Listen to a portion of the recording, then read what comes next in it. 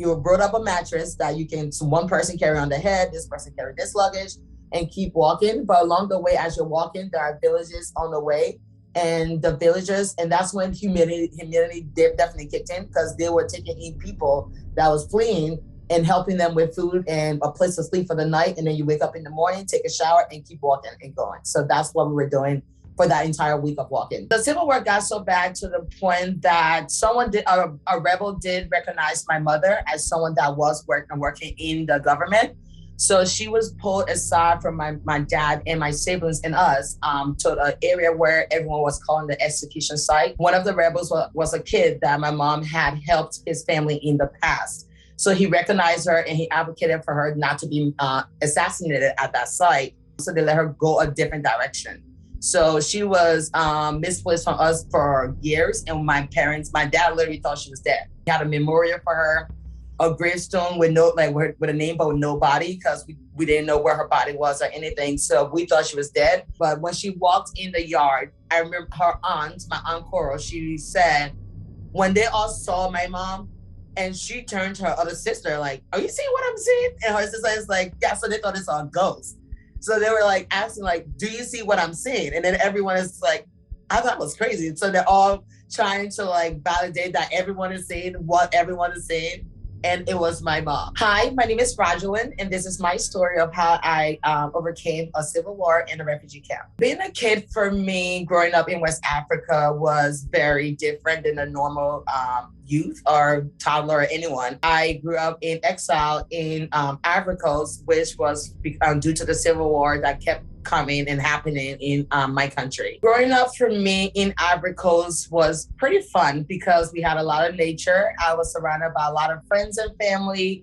All my siblings, we all lived together. So we had a very close connection as a family. So living in Ivory Coast was an exile country for me and my family. I wasn't born there. I was born in my home country, Liberia. I was 3 months old when we left with my mom, my dad, and my siblings. My mom and dad had to leave Liberia because my mom was working for the government and my dad as well. So when the Civil War broke out, the first people they were attacking and trying to kill were people that were working for the government. Like in the USA, when it's politics, everyone just vote and just debate word for word. But back home, that can lead to an outbreak of war. Every time there's a new election going on with both parties not agreeing.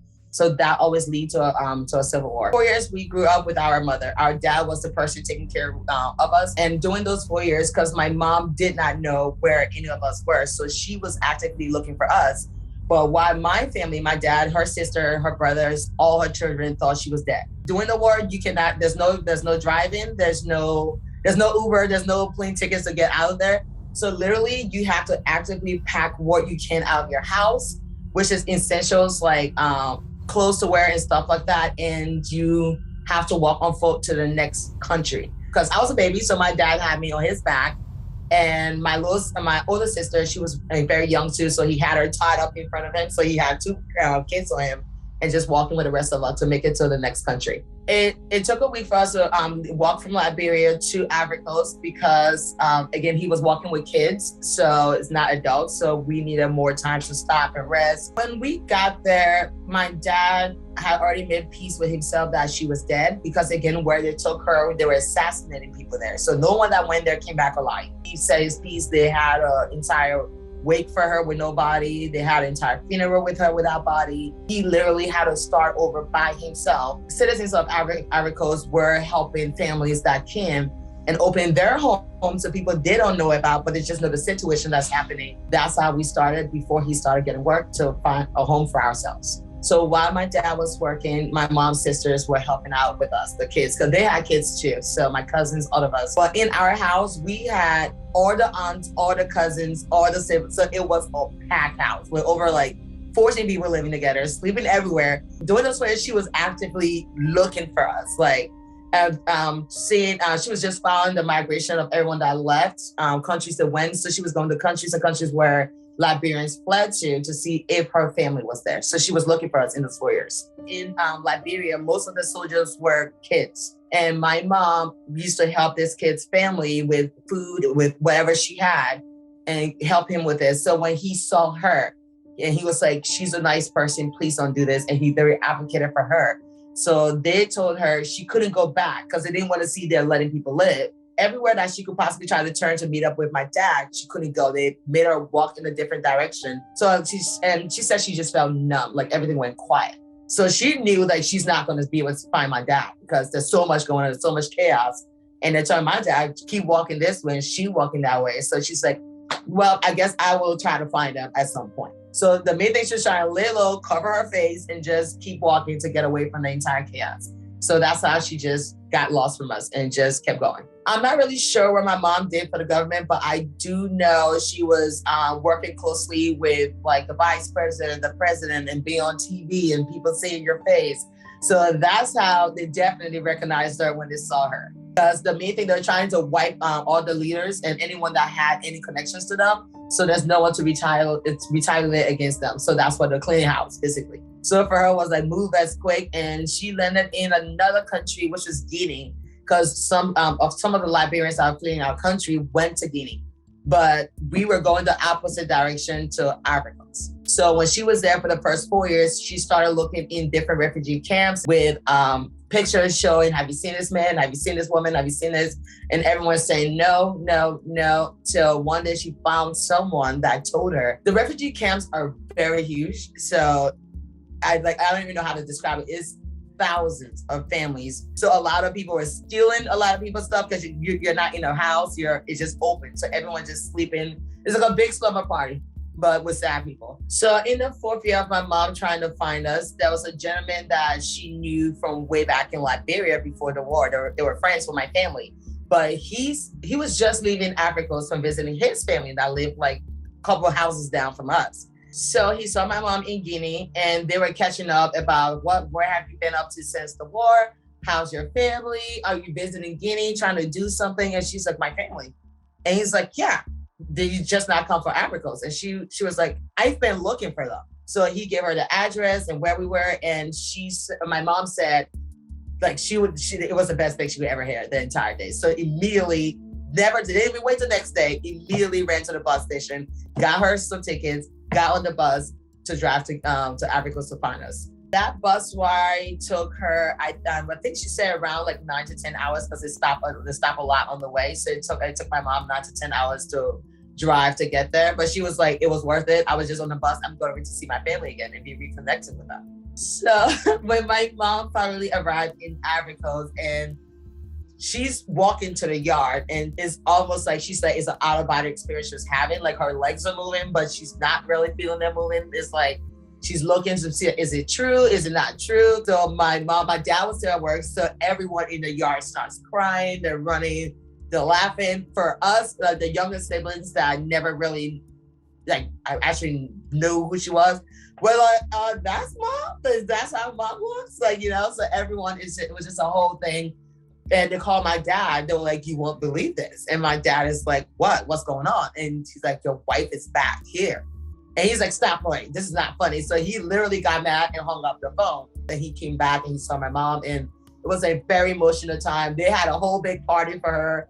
And they took her to her where they had a little funeral in her tombstone. Like, yeah, girl, that's supposed to be you. When my mother got back it was like basically trying to find a new sense of normal, having a mother in the house and having a father in the house. But her coming back was just finding a sense of urgency for like normal, like something normal, and trying to get used to, for me and my younger brother, trying to get used to having mom around. For me, the adjustment from going to Liberia to Ivory Coast was not any different for me because I was very young when all that was happening. So I didn't really understand. Talking to my older siblings, they were terrified for what they said because they were in the teenage years. So they knew exactly what was happening. So they were terrified. They were scared. And a lot of my siblings had they couldn't hear loud noises for a while because they thought it was a gunshot. My parents had been through a lot of civil wars. So for them, it's to the point they knew what to do. They've been through it, but not with children.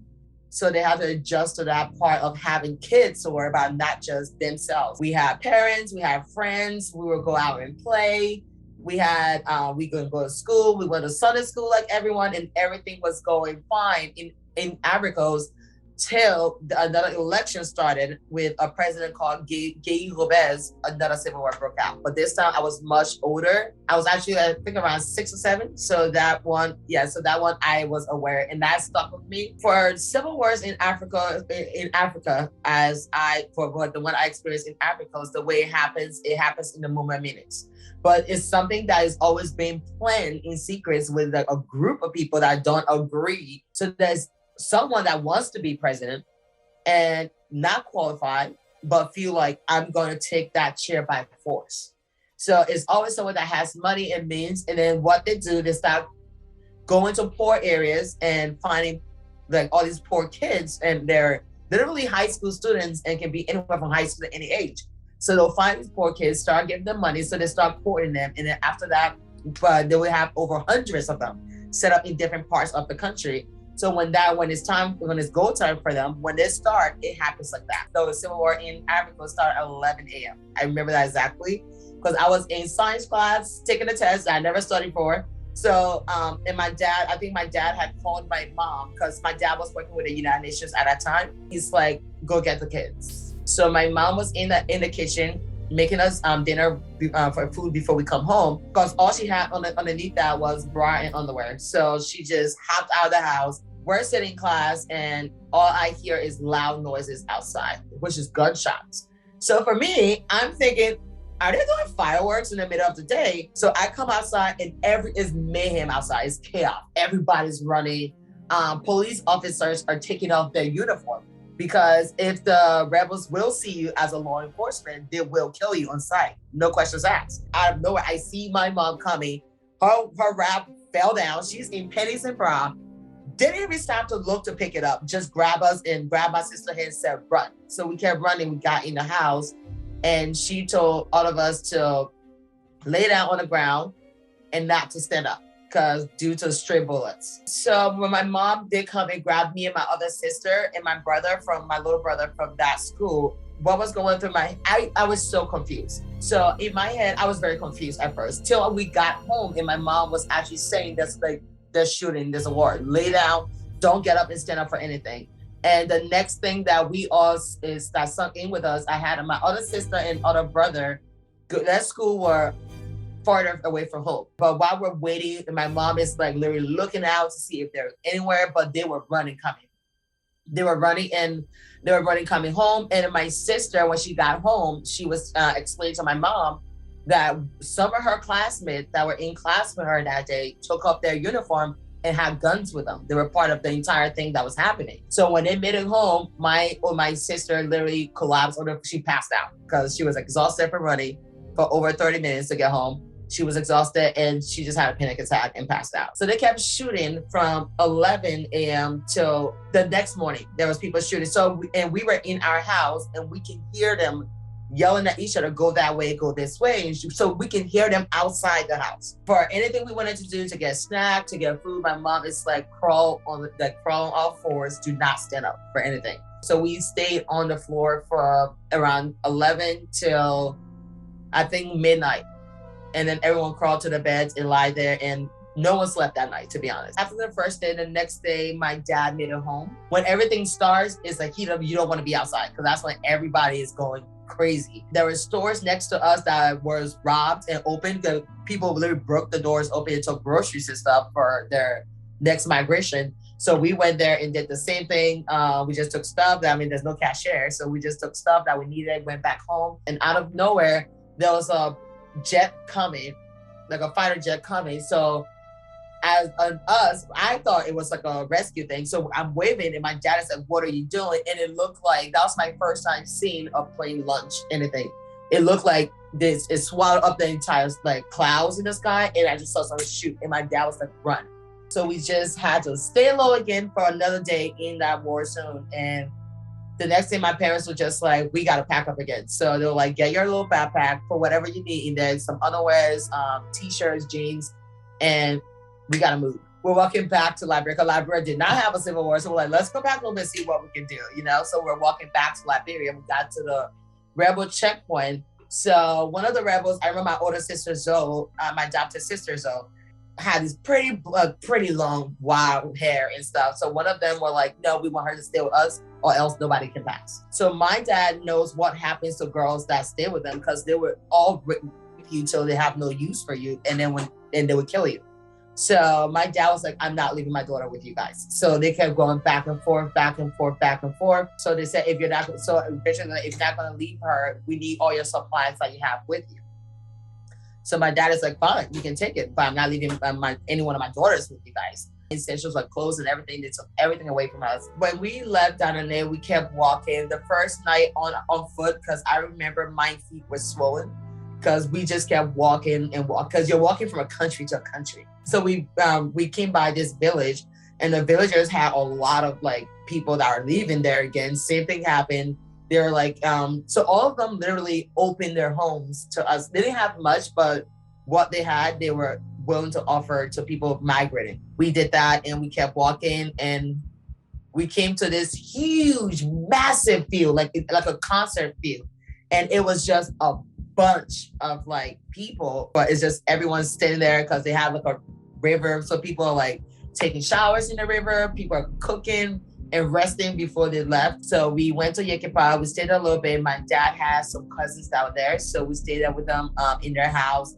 And for the night, I think we stayed there for 2 nights. And after that, we didn't walk any further. We just got cars and drove to Monrovia to meet up with my mom or the sisters that were there. So we met up with them. And that was the first time me seeing my grandma at home. And so I met my grandma, my grand aunt, so all my other family that were in Liberia that I just heard stories about and never saw, I got to meet all of them. We went back to Liberia, but the intention was not to stay there. We stayed there for a couple of days and we migrated to Guinea. We went back to Guinea because we heard there was like refugee camps there helping families that just dislocated from wars and stuff like that. The United States were doing the asylum for refugees. So my parents were like, okay, we tried to relocate, and then so now let's just try to just get out of here entirely. At first, it took me a while to adjust to it because, like I was saying earlier, that we were in like huge tents where like it's like hundreds of families in there. Can you imagine that? So it's just not very sanitary, very disgusting. And in a refugee, so it was very, very different. We were there for years, actually. We're there for, I think, 3 years.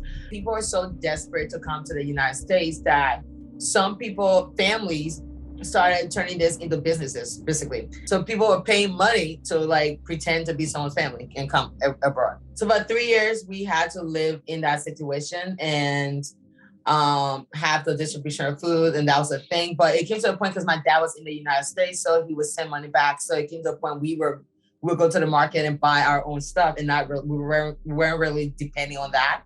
But they would do that, and my mom would take this food and just give it to other families that really did need it more than we did. The van would come and put the names up of people that are chosen to finally accept that you're finally moving on to the USA. So everybody will go and people will be like, no, our family name is not this, it's alphabetical order. So my mom went and she's like, our name is there, like we're leaving. And I was like, what? So at first it was not my mom and all my entire siblings. Me and my other sister were chosen first. So after that, I'm going all around to all the kids in the camp. I was like, I'm going to the USA, like telling everybody. And so, and, you know, the haters will hate because they're like, okay, whatever. And we touched down in New York. That was the first time we touched down. And I remember coming out and seeing all these tall buildings and big rats and everything happening. And that was July 19, 2005.